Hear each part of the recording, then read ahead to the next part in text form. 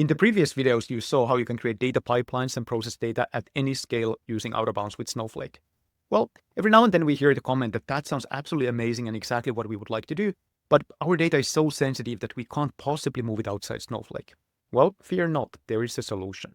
Snowflake provides this service called Snowpark Container Services that allows you to run arbitrary code inside Snowflake. So you can connect to Snowflake, run SQL, access data files, do whatever you want, and then get the data out, maybe in some anonymized format. And it's integrated with tools like out of bounds.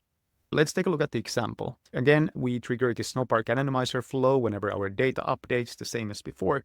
And the key thing is that we can also bring any dependencies, which is actually hard to do with Snowpark. Otherwise, we can just use the usual Metaflow constructs here. And then we just say add Snowpark, and magically this following step will run inside your Snowflake instance following the same governance boundaries. Here we simply anonymize the last names as a demo case. So let's run the flow. It should be starting. That's the ID corresponding to the Snowpark service now. We can actually see it here that our compute pool on the Snowflake side is starting. That's quite a bit more expensive, but maybe it's worth it if the data is super sensitive. Now we have the whole task running, and the cool thing is that it looks like any other Metaflow task here in the UI. It's just executing inside Snowflake in this case. We now see the data table that we processed. The last name is beautifully anonymized here, so nothing sensitive coming out of Snowflake anymore.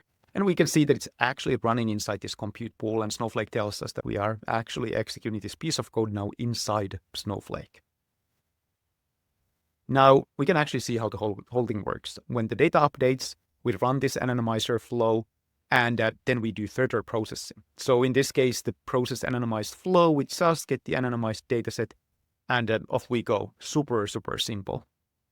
Now we have this whole setup here, getting anonymized data from Snowflake.